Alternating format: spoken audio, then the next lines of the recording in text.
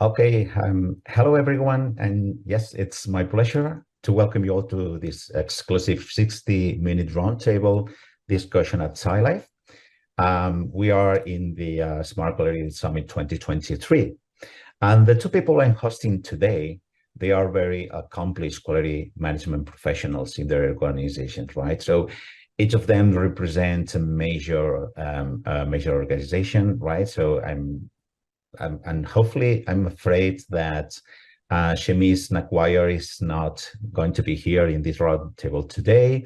He's felt ill, so I hope he's going to recover soon. All right, so let's continue. So yeah, we'll have a dynamic exchange that is going to be centered in best practices in quality management and how it's affecting their businesses. With debate, we're going to have, I hope, some case studies sharing and very practical insights. Okay, so I've got two industry leaders here. We have Tine Box, Quality Manager at Innovate. Hi, Tine, how are you today?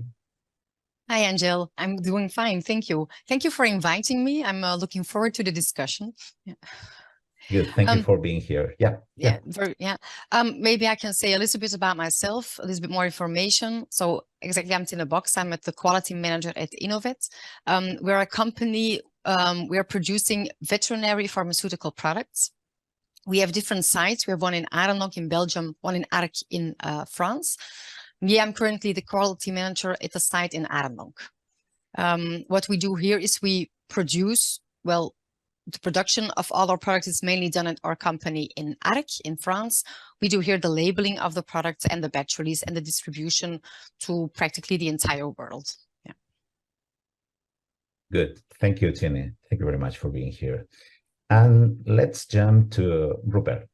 Rupert is quality manager at Evident IQ. Good morning, Rupert. Nice to be that you are here today. How are you? Hi there. I'm fine, thanks. Thank you for having me. Just for a short introduction, so my name is Rupert Sedelmeier. I'm based in Munich in southern Germany, and I'm a quality manager in the Evidentic group, which is a data science group that provides software and services around clinical research. So mainly data capturing and also a few real-world evidence services. And we are a group of 4 companies that are based in Germany, France, Canada, and the US.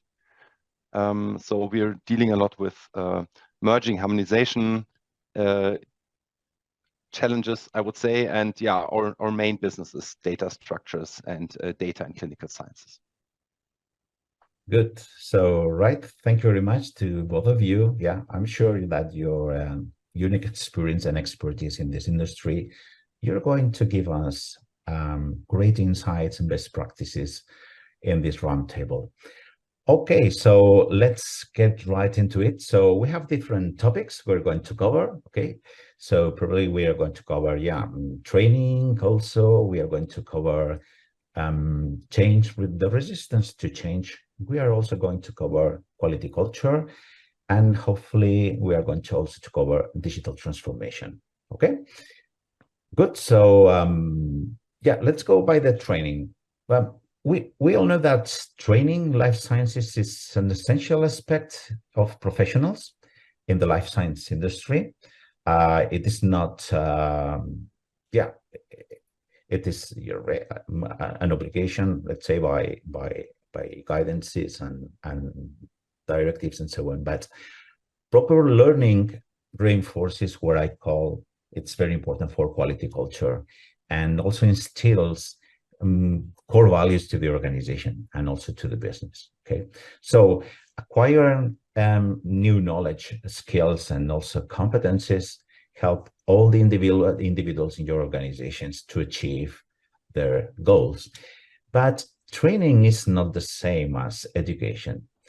Okay, so let's see what are their differences according to Rupert and Tine. So first question is, how has your organization addressed the difference between education and training in quality management?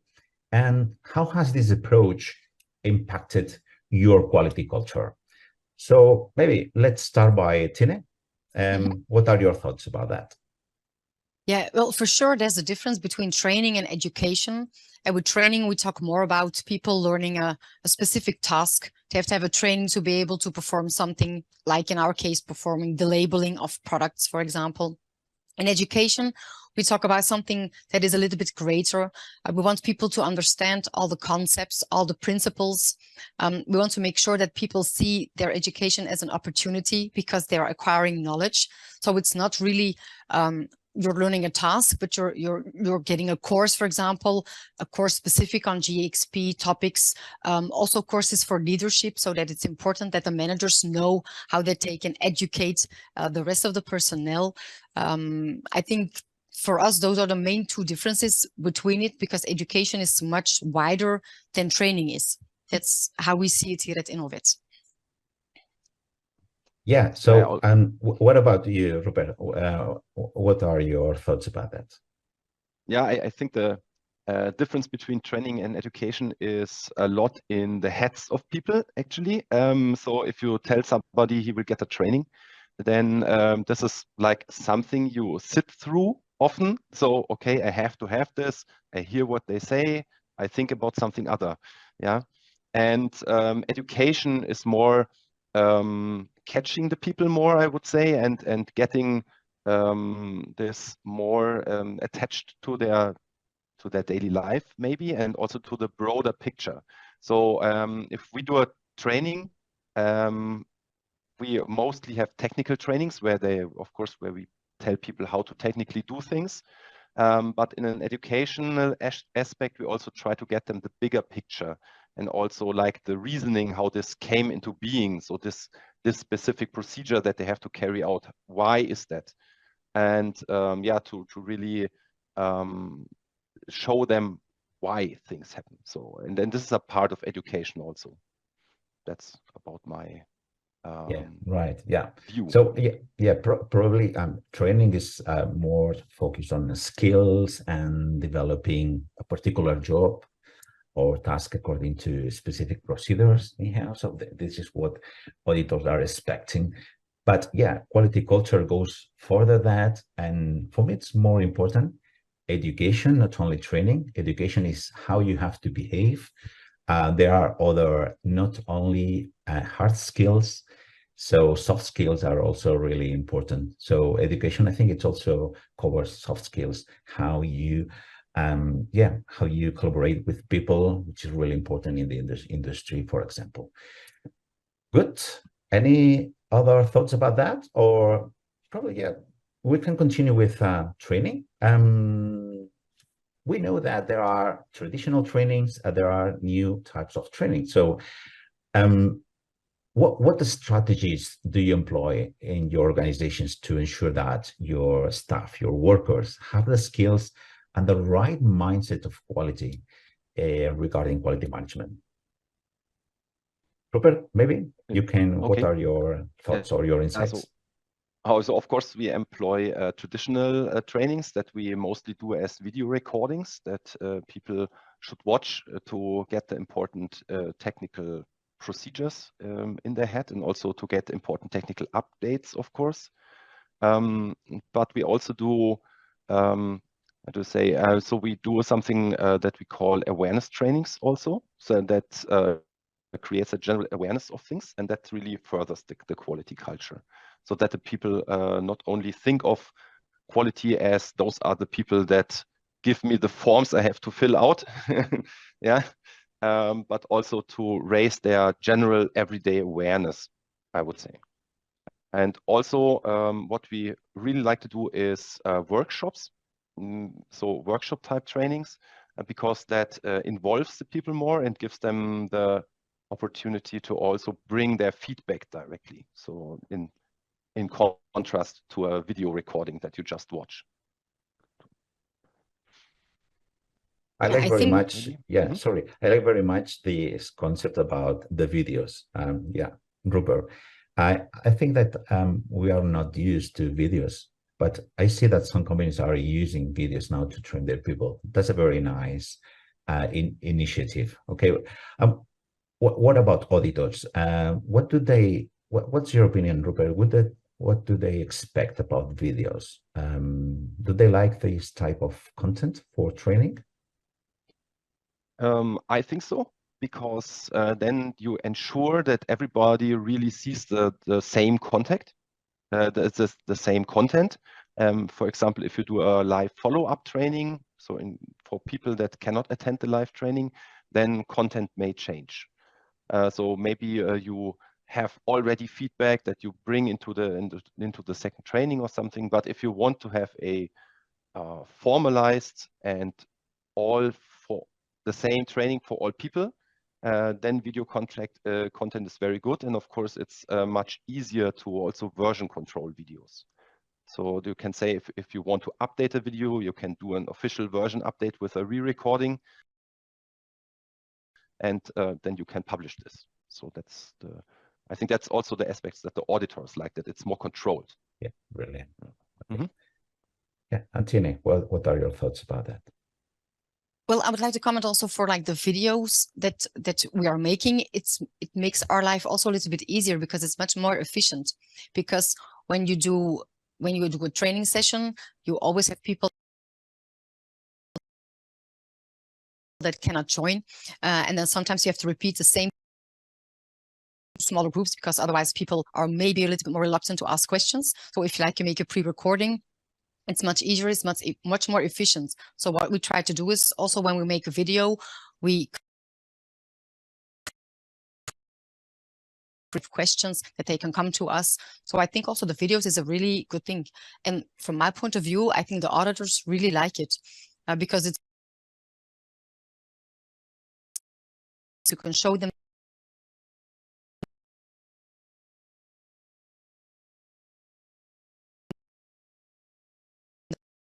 Rupert is saying.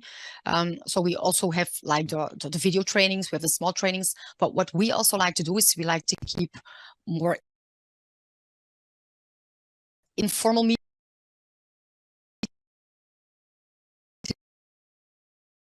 We do it, of course, sometimes formal, but we try to have a good presence also at the company. So as a quality people, sometimes people think, oh, quality is there, the police is there. We have to be aware of what we're doing. But that's something that we absolutely do not want. So we want to be very accessible. And sometimes I just go up into production when it has been a long time when I've been there. I try to go there like every week, for example, and I just enter and I'm asking, how's everything going? Do you have any issues? We can talk about some things. And sometimes those kind of meetings, they're very efficient because people have the idea, oh, we can say something, they're listening to us. We're all working together on making all the processes as efficient as possible. So that's something that in our company works really well. Yeah. Yeah, I think it's really, really a nice initiative. I've seen that informal meetings really are very powerful for people. They feel more relaxed. Then they are also more open-minded. So you can discuss those specific, and you can find gaps. So when you identify the gaps, you can really help them see how important is quality for the company, and they help you to solve these gaps, to implement new processes the way which is more efficient to them also. Yeah, for sure. Also, when you're on site, when you're in production, like when you're doing a meeting in an office in a separate space, you don't have the equipment there. And then when they say, "Oh, but this doesn't work," yeah, for me, I don't know, because I don't know the machinery. It's very theoretical. But when you're on site and they can say, "But come on, I want to show you. Look at this. You're saying you have to do this, but this doesn't work because the machine doesn't do this or do that," and that gives us a lot of inside information to help optimize all the processes. And I think when you're only doing it in an office room and only with formal discussions, you're never going to get everything that you want the people to say.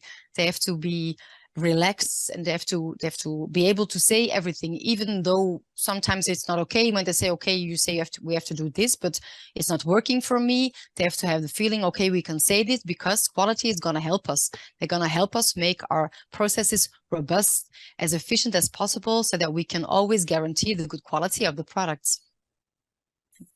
Okay, Tina and Robert. So now next topic is about change. So we know that change in our companies is a common is a common challenge, right? And it affects directly to quality culture. So what are your thoughts about and your experiences you encountered to nurturing quality culture in your organization? And when you have those challenges, how have you resolved them? Well, I think resistance to change is something very natural. I think everybody has it, not only in their professional life, also in their personal life. I think it's really important that you acknowledge that people are sometimes a little bit reluctant to change because they don't know what is coming. They feel a little bit insecure. They don't get why you need to change because they think we have been doing this for such a long time. It's working. I don't get it. I don't like it. I think it's very normal. It's normal human behavior. So what we try to do is, because of course you need to change, you need to develop, you need to move forward. And in order to move forward, you have to make some changes. I think it's very important that you keep a very open discussion with the people, that you talk about, okay, this is not really working well, or we just have to implement a change because we have to keep up with the industry, or it doesn't matter for what, that we keep an open discussion, we involve the people, we talk to them, we try to determine a very good pace. We do not want to go too fast. We do not want to go too slow. We have to think about it very carefully. We have to make a very good plan. We have to give people the resources, because if we're implementing big changes, like for example, we implemented a new ERP system last year. I can assure you it's a very big it's a very big change. It took us like a year and a half, which is a perfect normal time to do implementation like that. But we gave the people opportunities to talk about it, give them a lot of training possibilities so that the people know, okay, we're getting the hang of the system, we understand the system, we're getting to know it, everything is going okay, because then I think you take away a lot of frustration of the people. Yeah, and then they're going to want to change. They have to see it. They have to. I think it's also very important that you measure like some of the parameters. You measure the performance. We did a change and now we see the benefits of it. We can determine our KPIs. We see that we're doing much better. We're working more efficient. We're getting a lot of more stuff out on a good way without having a lot of deviations. So I think that's something that's very important, because it's helping people to understand, why do we need to change? And the change is good. Change is not a bad thing. Change is a good thing because you're evolving. It's a natural process. Everybody needs to change all the time, professionally, personally. You do not want everything to stay the same for years. So I think for us, that's the way that we like to work. Keep it as open and honest as possible with everybody. Yeah, sure. I think that change should not be only seen as the result of a nonconformity, of a deviation. So changes are not bad. This is what you said. I think that changes should be seen as an opportunity for improvement. At the end, we need to change continuously. And this is the key issue about the current good manufacturing practices. So to use new technologies, for example, new ways of doing things, to implement new, I don't know, methodologies for improving the quality of the products at the end, right? Yeah, I think the term, the psychological term to look up here is the so-called status quo bias. So there's a human reaction that is, even if your current situation isn't optimal, it might get worse. Yeah. So you're always trying to stay in your status quo, and this is why it's so important to show people that change is not a bad thing. Yeah. And also to not to reduce their fear, so to speak. Yeah, this is the real hurdle, I think, to tackle. And we do this, for example, by involving people a lot. That's also what Tine said. Yeah, also in this, how to say it, that they really have the feeling that they drive the change. Yeah, because change should not be seen as something that somehow happens from the outside and then you have to adapt. Yeah, but there's also good reasons to change from the inside, from yourself. So to initiate the change yourself. Yeah, and I think this is the message that you have to bring to the colleagues. Good. So, Tina, you've talked about that. you have explained that last year you implement the new ERP. Do you have any other success story after implementing a change in your company? Let me think. Well, I think the ERP, that was the biggest one. We had a success story on something that we did in our labeling unit. We changed the way that we did the reconciliation of our labels and our leaflets. And in the beginning, that was really difficult because the people were really like, oh, but Tina, we're doing it like this. This is working. I don't get it. Why do we need to change? So it was quite stressful, because at some point I was like, okay, now how do I have to convince them that this will work better? It took me quite some time, but after that we implemented it. I think it was like we were 1 month in, and they were like, "Oh, Tina, this is so good. This is working so much easier." And I was like, yeah. So now it also helps, because now they know, okay, when they're suggesting something, we will know that it's going to be better or more efficient, or it's better for the legislation. It doesn't matter, but they're not as reluctant anymore as the one back then. I'm talking about 10 years ago. But so we have a lot of people working here for a long time. So a lot of people still working in the labeling line. So now if we want to implement something, I take that example. I say, do you remember 10 years ago when we wanted to implement this? Do you remember you're resistant to change? And now you're all saying, but this is so good. This is working so much easier, so much more efficient. So that was, quite a success story. Yeah, sometimes pain brings benefits, a lot of benefits at the end. Yeah. And yeah, Rupert, I was thinking also about that, the fact that how do you explain you need to change to the company? How do you explain that to your CEO, to top management? Do you use, for example, I don't know, do you calculate the return of investment or whatever to convince them, Rupert? Yeah, so sometimes the real return of investment, to calculate that from a quality perspective is quite hard, I think. Yeah. I mostly try to argue in the direction of effectiveness, so efficiency, not effectiveness, efficiency. So for example, as we are in a group that has an acquisition strategy, so mergers and acquisition strategy, we're in a kind of constant merger situation. Yeah. And one example I can give is, of course, if you have many production lines, with us it's software development lines that work on completely different strategies, then of course you have a lot of friction, and then you lose efficiency.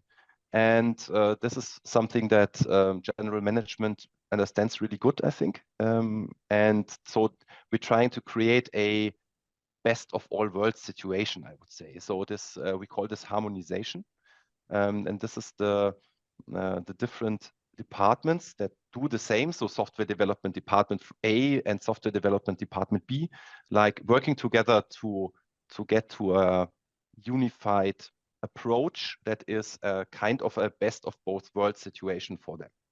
And this is also something that we don't try to impose from the outside, so that we say, now we looked at A and we looked at B, and now you do it this way. But we really try to get them together and say, okay, think what could be combined, what is more efficient for you, how is your work environment better if we combine this. And I think this approach really made a better quality culture also, so that they see the needs of both departments, for example, and so they can also combine how to address the needs of those both departments. Yeah. And that automatically gets the people in the boat. I think that's the important thing, that you don't lose people on a merger. Yeah, they want us to do it like the other guys, and we don't like them anyway. So that shouldn't happen, of course. Yeah. So you have to like build a big change task force, so to speak. Yeah.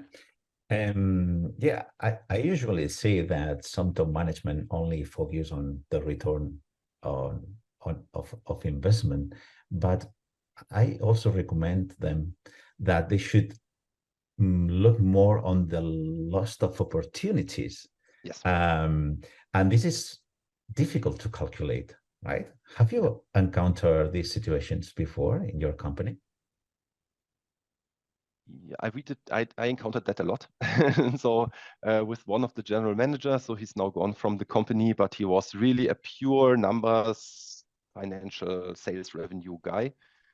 And but you also have to see not only, okay, this directly creates revenue, but also this reduces costs. This is the second thing. Yeah. And if you really can tell general management, okay, we reconciled the processes to be much more efficient, and now we can do more in less time, or the people are working more productive because they really have the procedure in their head, then this creates efficiency and that reduces costs. I think that's an argument you can say. So it's not a direct return of investment, but it reduces costs. Okay. Right. Any So thoughts on that, maybe? yeah. Yeah, I totally agree. I think from a quality point of view, it's sometimes difficult to generate numbers. If you're going to set up a production line and you know it's going 2 times faster, yeah, it's easy. But on the quality side, it's not as easy as that. But I totally agree with what Rupert is saying. It's we have to make the processes efficient. We have to talk about it with the general management. They have to understand it. But if quality culture is something that is very much alive in your company, then it's not an issue to talk about it with your general management, because they will get it. They know that quality isn't only here because we need to be here because the legislation demands it. They know that we are there to help make all the processes as efficient as possible, to make robust systems, so that we create products which are always good. We always say that's a little. Well, it's a little bit, I think it's a side shift from what quality culture used to be, because we say then it was like quality control, and quality control is controlling and controlling and controlling. But that's not what we're doing. And we're not only controlling stuff. We want to make everything okay so that it's correct from the first time that we're making it. You say quality cannot be tested into a product. It has to be built in it. That is what we're doing from a quality point of view. So I think it's very important that everybody knows that and doesn't think, oh, quality, they're just checking. They're just checking. No, we're not just checking. We want to make everybody's life easier. Mm-hmm. Yeah, at the end, we shouldn't have reviewers. That could be really nice. So if everything is done right first time, I see that it could even could be a nonsense to test the product. So if you build quality in the process, not on testing, that would be really nice. This is what we need, is that people are really on board with quality. They have to. We all have to row in the same direction, and this is why a quality culture is a key player in this business, right? So, and also maybe I can add another aspect, if I may, because talking to general management, yeah, it's a big. I think it's a big issue for many people, a big challenge. Another thing that general management usually gets is that quality builds confidence in the clients, so in the customers. So usually, if you can show in an audit or qualification that you really have everything in order and that you have your quality system really under control, then this, I think, measurably elongates the retention of the customers, so that they think, okay, this is a reliable partner. We can really work with them. The quality of their products will be okay because they have the quality assurance they need. Then this really elongates the customer retention. I totally agree. That's a factor that a business developer or a general manager understands. Yeah, reputation is very important. Yeah. Very nice. And during audits, for example, I've seen that auditors feel you have a robust system when different people in the company can talk with the auditor. For example, if just one representative of the company answers all the questions to the auditors, I think this is not enough. I think that auditors need to feel that people have control on quality, but everybody has control on quality, and give good responses and can talk to them directly with no problem. Okay, so I think that this is what nurtures quality and the quality culture. Have you in your companies have some challenges with nurturing quality culture. Do you have any examples, Rupert and Tine? Yes, I have a very prominent one, I think. And this is that most people are planned out like 110% on their productive work. And so they see this quality, all this quality stuff as a kind of burden on top. To structure this in a good way, I think you have to pre-plan resources to also do the quality, so the people can do this in their normal work time and don't have to do this in addition. And this is also something to talk about with the department leads and the general managers, of course, that they plan their team with some resources or time resources to do the necessary quality stuff, and that this is a normal part of the work. And this was a big challenge with us, because everybody, of course, there's always too few people in all departments. They all do 110, 120% what they should be doing. And then quality comes in and say, yeah, please fill out these 5 forms. And so this is a constant discussion in our company, that you have to set aside planned time for this. I think, yeah, this is very important. Yeah, I agree. It should be, quality should be embedded. It has to be just part of the job. It's not something extra. It needs to be in there. I think therefore it's also important that you have a good contact with like all the managers of all the different departments, so that you can get them going with the flow, so that they can further push it through to their colleagues, because in some departments we don't have so much contact with some departments, but it's important that quality is embedded in every department. So I think that's something really important. And again, I think that the open discussions can really help. If you talk, we as managers, we sit together every couple of weeks, and we talk about, okay, what's going good, what's not going good. We have to focus on this, on that. And we can talk also about quality related topics, which they can further discuss with their own people. And I think that's very important, but really the embedding of the quality in the work. I totally agree. Yeah. Yeah, me too. I also like very much when we celebrate the small wins.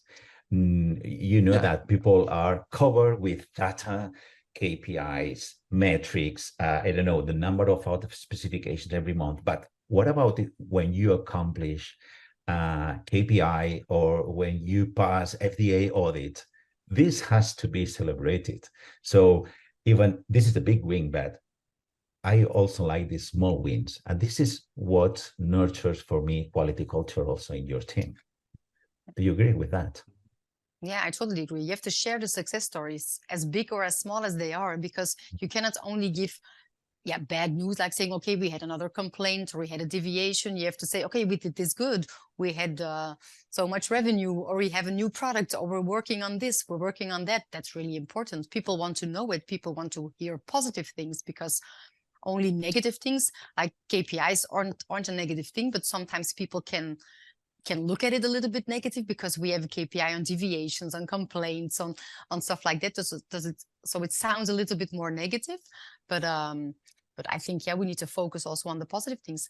We need to discuss everything, either if it's positive or negative, but both are important. Yeah, what comes to mind is the 8D process. I don't know if you employ this, Tine, for kappas. So it's a kind of managing kappas called 8D, and there's 8 steps to do this. And in this process, actually, the last step is celebrate with the team. So it's in the official process. Oh, really? Well, I should then implement it. I like this idea. So I think it's also one of those ideas from Toyota, where a lot of quality ideas come from this Toyota, I think 80s, 70s, 80s. And the 8D process is also something that I can't look it up. Yeah, I'm going to take it with me. So now it comes to my mind that what about do you have any recognition or rewards program in your company for accomplishing quality objectives, or I don't know? Yeah, we also haven't really employed any incentives on that, because that, how should I put it? I think this is a bit of wrong thinking in the people. So the people should not do should not enhance the quality of the work or do the quality management related stuff because of any artificial incentives, but because they really get why they are doing this. So I think this is a bit better approach for us. And then so really employing something like gamification or something didn't work out with us yet. So yeah, this is a very interesting discussion. Yeah. Incentives, gamification. What about if people work collaboratively together for a specific project, and they dedicate a lot of hours on that? I don't know if you've performed any lean management project, but you are a leader. So what best tricks or tips and tricks can you give to people that manage teams with regarding these kinds of incentives? I don't know if you can apply other things as you have commented, Robert.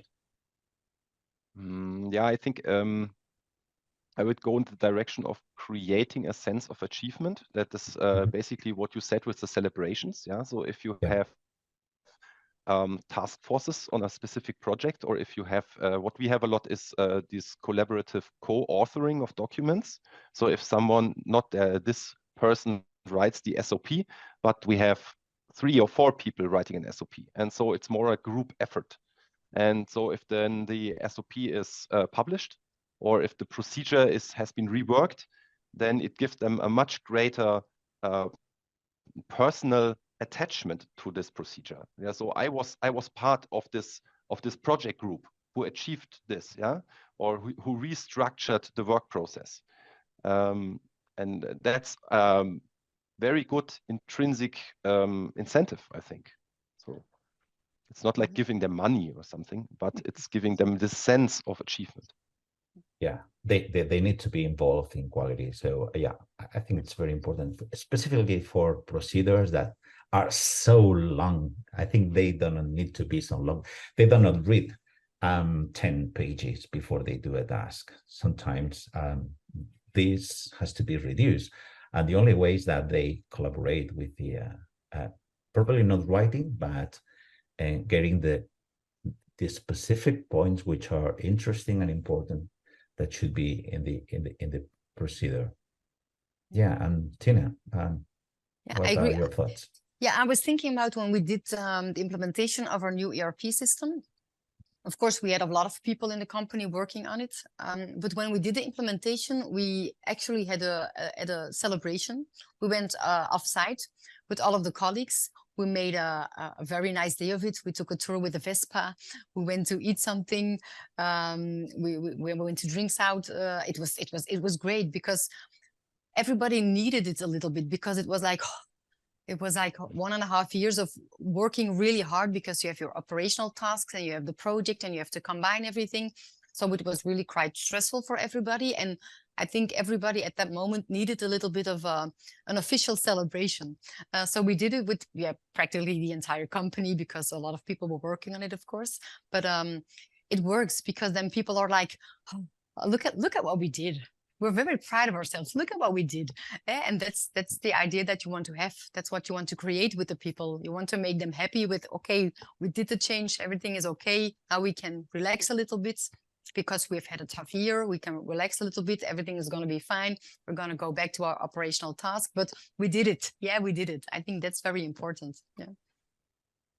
And especially what you said, that we did the change. Exactly. So it's not that something changed. Yeah. So, but we were the people who did this. Yeah. Yeah, exactly. Yeah, this is very important. And to communicate that these people obtain that goal, and the names of those people in front of everybody. This is really important, and not only the top management who puts the resources to do so. So at the end, it's a team's objective, and the company goes well because of people, and not only your processes and your technology, right? Good. Exactly. Okay. And have you, as leaders, are you supporting people in your company? I don't know, like mentorship or this kind of initiatives? Have you ever been able to support this kind of mentorships? Well, in our company, because well, here in Arnhem, we're only with like 50 people. So like mentorship, well, we're kind of, it's like, we're like a big family. And we want to help everybody. So we don't talk about mentorship really like one-on-one because, well, our departments aren't that big. So we don't really feel the need to do it in that way. But we try to work as much as a family with all our doors open. Everybody is accessible. We have a hierarchy, of course, but we try to keep the structure as flat as possible. So I can step in the office of the CEO, but also my assistants can do it. It's not a problem. So everybody can talk to everybody. That's the way that we work, and it works really well for us. Yeah. Yeah, so we also don't have a specific mentoring, I would say. So I would say that I'm constantly mentored by a very good colleague that has a lot of more experience than me. But what we have in the company, especially in our services department, we took this Japanese senpai kohai principle, so that if you come to the company, that then you're assigned a special older friend, you could say. So this is the guy who will, or the woman who will explain to you how the coffee machine works, and when there will be after work beers, and also, and that brings you into the company culture, so to speak. And so this is not a technical, how to say, job mentor, but it's more like a general person you can go to if you feel new in the company and you have a certain question that you cannot openly address to the manager or something, then you can still ask your bigger brother or sister, so to speak.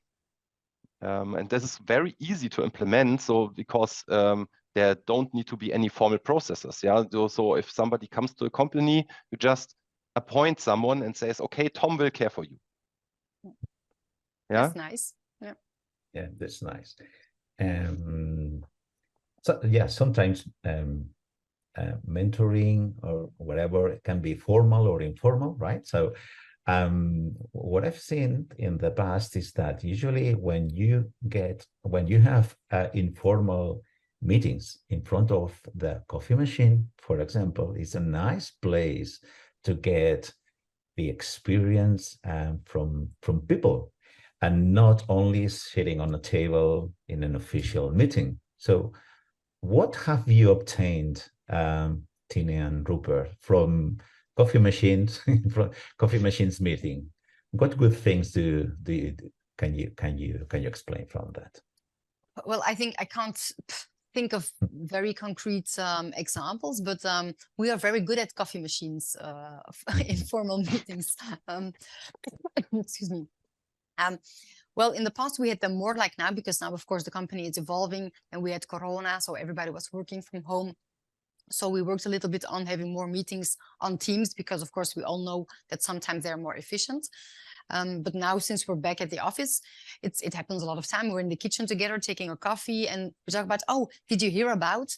Oh, yeah. Oh, what was wrong? What was wrong? Oh, what are you doing? Because it's also over departments. It's not the coffee machine is for everybody. You're not there with the quality people. You can be there with the sales people or the finance people. It doesn't matter. And you talk about things that you normally wouldn't talk about, because you wouldn't make a meeting for it. But when you're there together, you're talking about it and you're going to find a solution. Something is going to happen because you're talking about it and you're thinking, oh, she made a good point. I'm going to go back to my department, talk a little bit about this. Maybe we can do this. Maybe we can do that. So I like the coffee machine meetings. Yeah. Yeah, it could be a coffee machine, or even going out, breathe air in the garden and just walk 4 or 5 minutes with your peer and to talk about any conflict. Sometimes there are conflicts at work, so it's a nice place to get to a solution at the right time, right? Rupert, what are your thoughts? Yeah, I think so. Coffee machine is a very good connection place, I think, and we also do with people that are work from home or that are just in another country, of course, we do all these informal coffee talks or coffee chats from time to time, so that you just put in an appointment in their calendar and then say, yeah, let's chat. And this brings up many good ideas. Yeah. So this is one aspect that they say, okay, I have this problem constantly. What can we do about this? This would be one thing, but also you can pick up breadcrumbs of knowledge, I would say. So for example, if maybe a month later I'm working on a process and I say, oh, I have heard about this when I talk to Sabine or something. Yeah.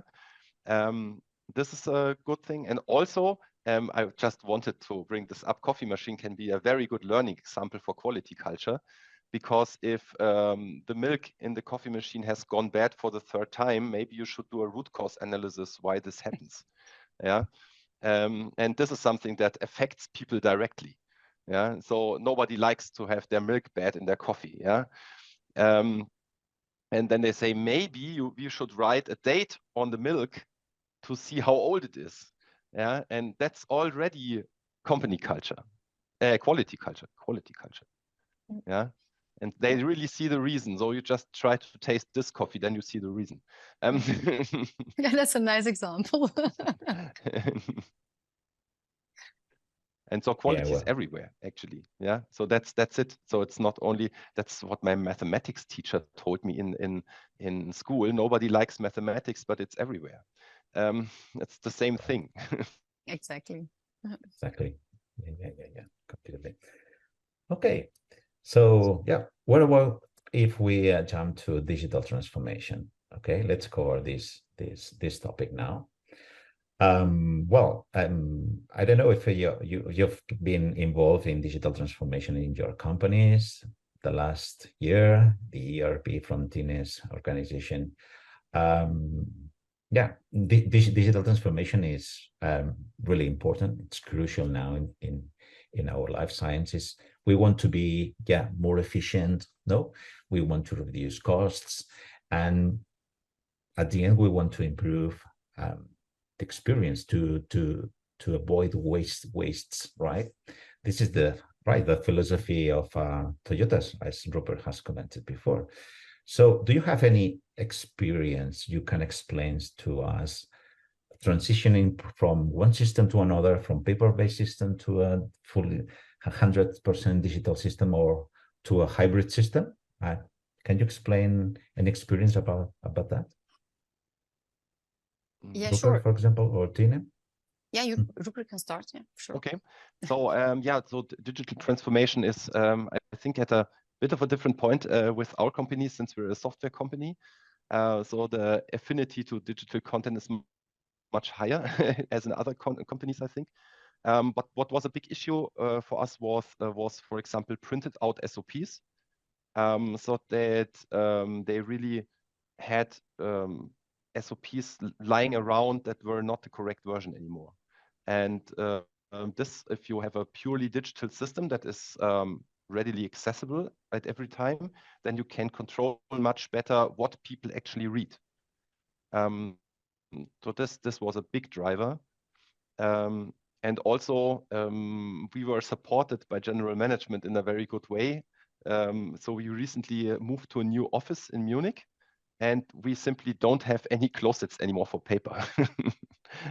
So we really had to scan and shredder everything, get certified copies, and now you cannot produce paper because there's no room to place it, actually. Yeah. You're protecting the world and you're saving a lot of money. Also, in the past, I lived a situation that we had to keep all the papers for several years, more than 7 or 8 years. There was no enough space in the buildings, so we had to contract an external company to send and to retain the copies for us. So it represented a lot of money at the end. So if you count the cost of square meters of your space, you can transform that into a new lab, for example, and you can do more things.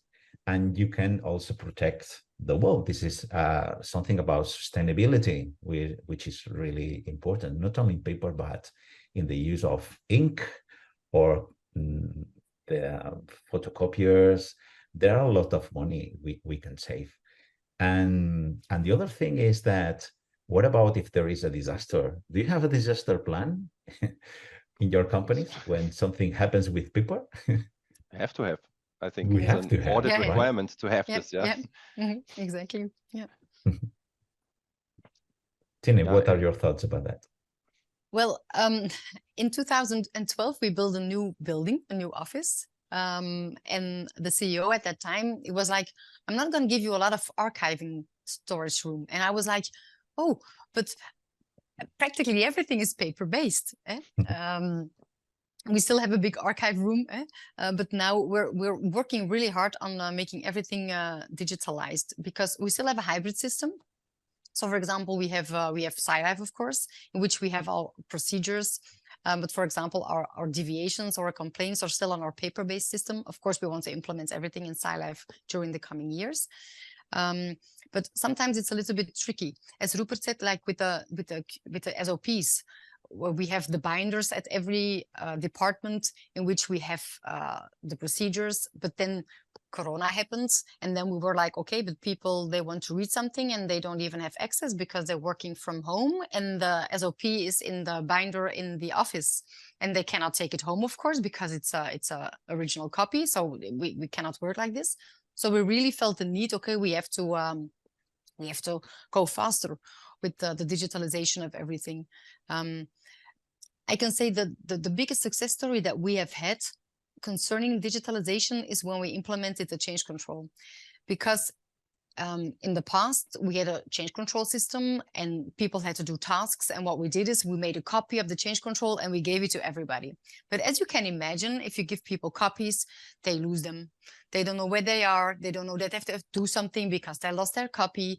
You have to keep track in a change in an Excel file in which you can just see, okay, this is the status of the change control, but you cannot see, okay, but I'm waiting for this person. Okay, but he lost his copy, so I'm not gonna get it. So that is something that we really are very proud of, and that is working really good, because now if you look it up in the system, it's accessible for everybody. Because in the past, when people say, I don't have it, they will not take the responsibility, because they say, it's not accessible for me. I don't need to do it because I don't even have it. And now you say everything is in the system. You have to take a responsibility. And it also nurtures the quality culture, because people will not take responsibility if you cannot give it to them. So, yeah. Yeah, that I can absolutely chime in. So especially what was a good, again, in the feeling of the people, yeah, it was a big change to have everything centralized on SciLife. So the people have the feeling they have actually one URL they go to. So they do not have to go to the file server and look in bigger structures. So in the fourth subfolder somewhere, there's a new version of something. But you go to one URL, you have a strong filtering, you just type in the search name. I want to know something about labeling, so I just type labeling and all the documents come up that are connected with this. So this really also lowered the hurdle for the people to actually read something in the SOP, because they always go to the same place, and there they can find what they need almost immediately. And yeah, and another thing that we really like at the company is this co-authoring thing. I think I brought this up earlier already. Yeah. And we absolutely work with shared documents. So you can even, if my colleague in the US is online, I can even work real time with him on a shared document, and I can even see in Word, I can see his cursor where he's actually writing. And this is also a big jump in digitalization. Yeah, I agree with you. This is yeah, collaborative tools are really make the key when you work from different sites. So if you have the possibility, yeah, I agree with you. The possibility to have the same document, either it's easier. You have Google Drive, and well, you have quality management systems, and you have the same information. for me, it's very important to have the same document, that a canceled document is not in the company anymore.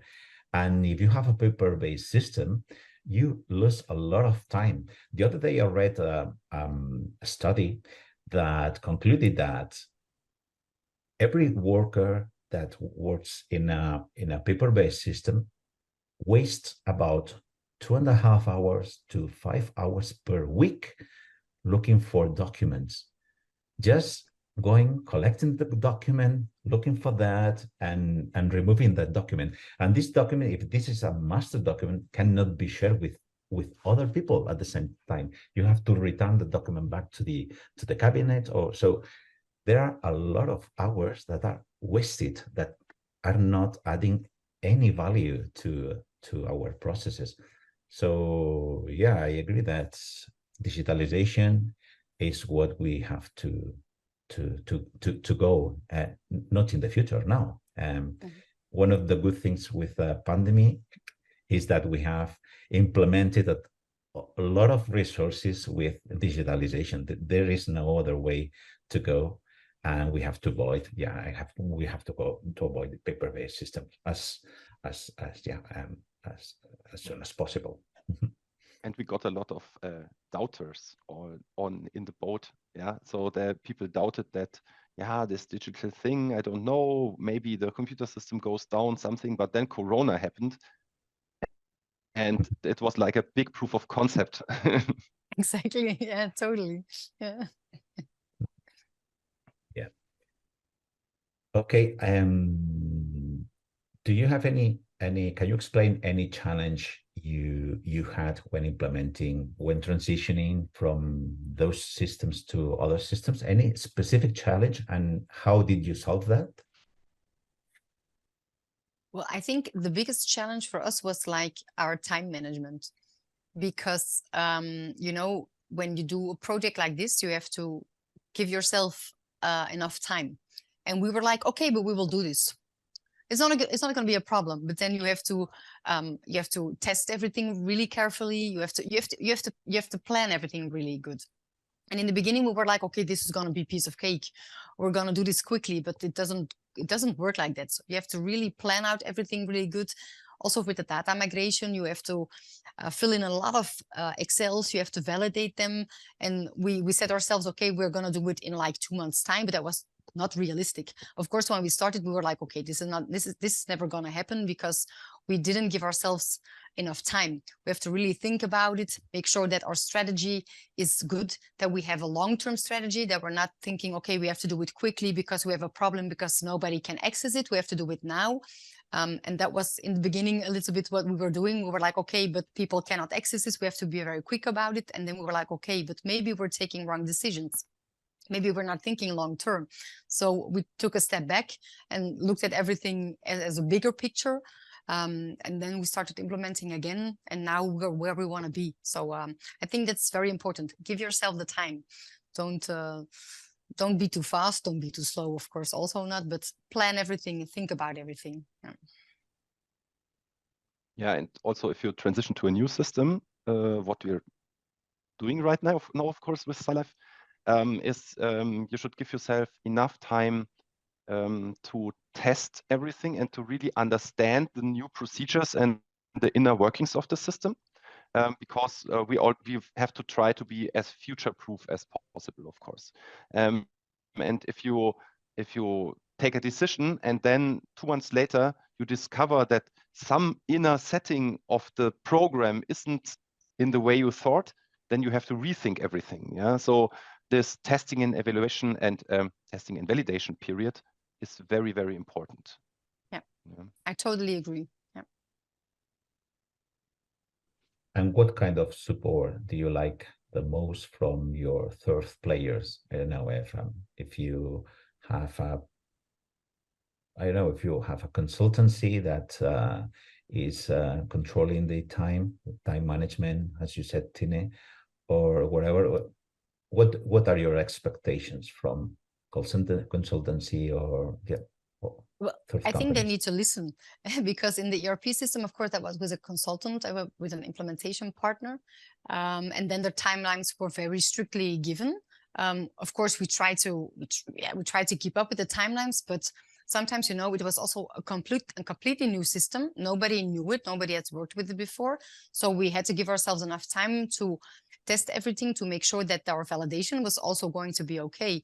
So we had postponed our go live. I think we postponed it 2 times, but it was with good communication. We talked. Everybody in the company talked about it. Okay, I think we're not ready. Do you think you're ready? Okay, but my department is not ready because we still need to test this. We talked about it with the consultants, and they were very open-minded. And we were like, okay, we're not ready to go live. So we don't have to do it. We have to postpone it, give ourselves a little bit more time, because if you do a go live when you're not well prepared, you're in for disaster.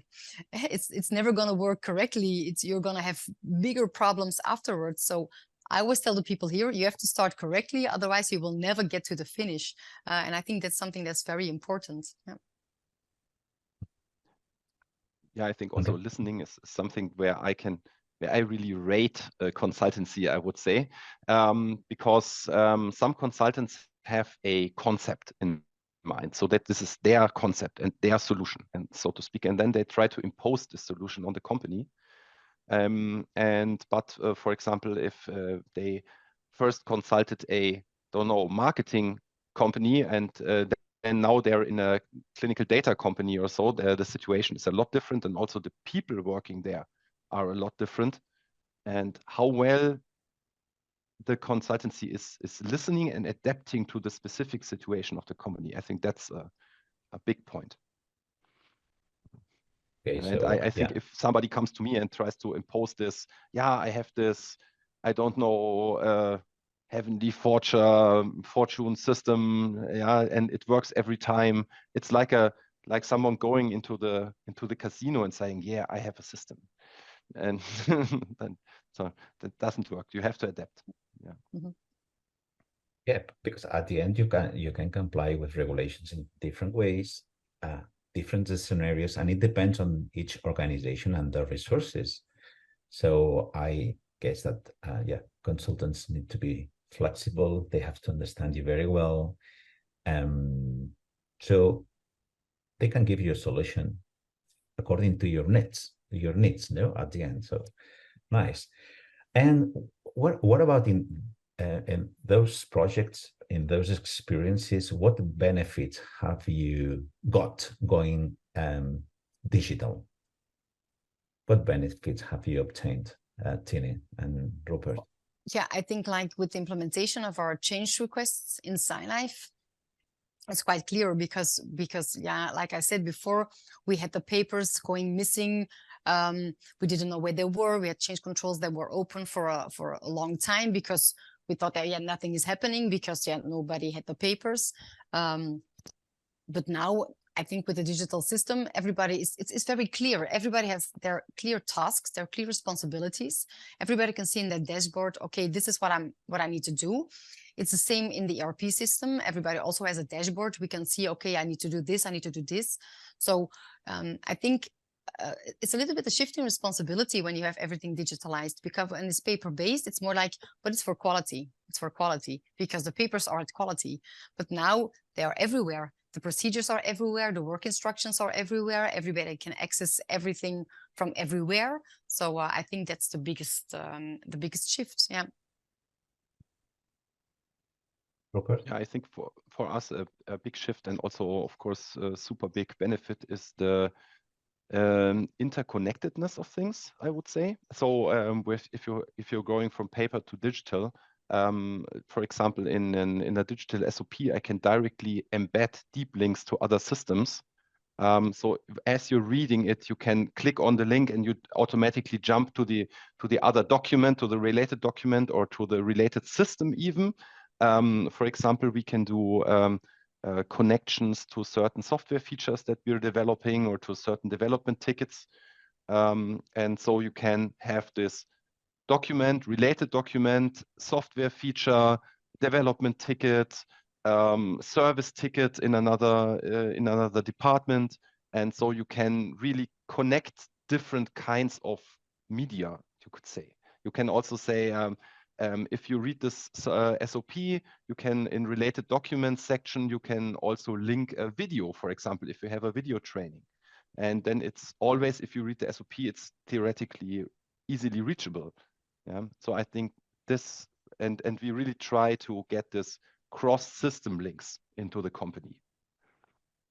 So that's a super big benefit. Yeah, this Yeah. is a nice view. I think that the best thing is that you share knowledge at the click of a button immediately to everybody at the same time when it is requested.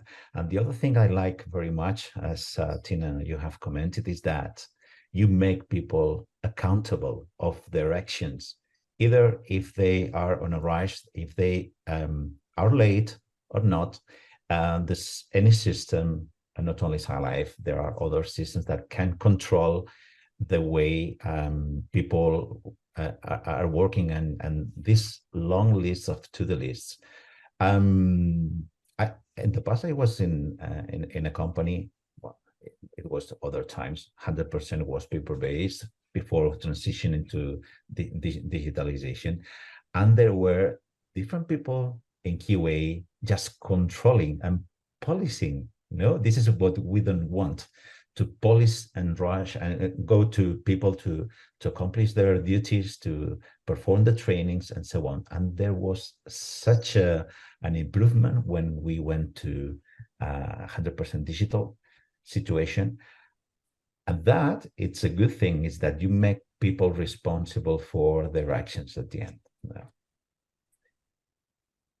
Okay, this is a very nice discussion today about different topics. We could be here for long hours. And well, let's go to what about maybe the last, let's go to the last question, okay, about how to implement best practices. Can you share any advice as leaders of digital transformation in your companies? Do you have any good advice to your peers? Imagine you have peers from systems, paper-based systems. They want to streamline their processes.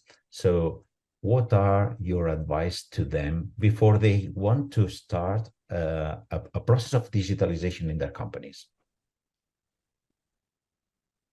Well, I would say, I say it here, if you want to win the marathon, don't prepare for a sprint. So you have to take into account several things. You have to make a good plan. You have to involve people. You have to create an open communication so that people can say, okay, but what about this or what about that? I'm thinking this is not going to work. Should we think about this? I think those are the things that are the most important. Like I said before, if you want to make something successful, you have to start in a correct way. You have to think it through. You have to have the long-term vision, because otherwise you're going to get stuck in the end, or not even in the end, because you're not going to get to the end, because you're going to implement something and they're thinking, oh, but maybe we needed to do this, but then you're already started. And then it's too late. Of course, you can change some things because everything is always changing. It's not a problem, but your basics, your standard, that has to be correct. You have to set it up correctly, and then the digital world will make your life so much easier. I think my message would be really take the effort to be future-proof. So take the time to test, to validate, to do proof of concept scenarios, because especially if you're going into a complex system, and for example, most quality management systems or quality management softwares are complex systems, every bit of time you put into planning ahead or into testing, you will save a lot of time later on. So that's really a thing. Don't jump into it and say, yeah, we just do it low level for now, and then we'll see how it goes along the way. Really take your time, test it, prove that it's working, and try to think through scenarios. Yeah, absolutely. I want to share also that it's also important, from my point of view, is to engage people, to engage the team before starting a new digitalization process. I mean that before doing that, explaining the benefits is also very important. How are you going to make their life much better in the company? Are you going to reduce time? Are they going to, yes, not just to avoid losing time? Because what I've seen that people hate losing time at the end. They want to change, most of the people want to change things for the better, and they want to modify, well, to change things for the better for the company, but not only for themselves. So they want to be, I think, more, let's say, they don't want to lose time, and I guess that they don't like at all investigating issues and complainings and out of specification results, and they want to do things right the first time. So what we have to do is to make them feel they are accountable, and so they can participate in the process. This is another thing I could like to add to that. Good. So do you have any other issue you would like to discuss before we conclude this roundtable session? I think we touched a lot of topics. Yeah. Okay, good. Yes. So I want to thank you all, and thank you very much, Tina and Rupert, for being here. It's been very interesting, all the topics we have discussed, and to know more about your insights, how you have solved your challenges in your company. And I hope that this gives value to our audience. So yeah, I want to thank you very much. I hope we can meet another time, whenever you want, next year. Okay, so we can see further how much you have improved in your company. So we can, because we are continuously improving, right? Of course. Okay. So I don't know what will be the situation in 5 or 10 years time in the future. I think a lot of things will change. Artificial intelligence is don't touch in the roof. Or we'll sit here for another 2 hours. So yeah, sure. Maybe another round table. Okay, so yeah, thank you very much for being here. Yeah, I just wanted to add that, of course, if anybody of the listeners has any specific questions to us, I think Tine and Mia and also Angel are well reachable across on LinkedIn. I think, Tine, you're also on LinkedIn, yeah? Yes. So yeah, that would be a possibility. Yeah, of course. And I don't know if there will be some kind of questions and answers later on, but yeah, definitely, I think we're reachable, and ask us. Yeah, it's a good point. Okay, so let's finish the roundtable here. Okay, thank you very much, and see you in another session. Bye bye. Thank you.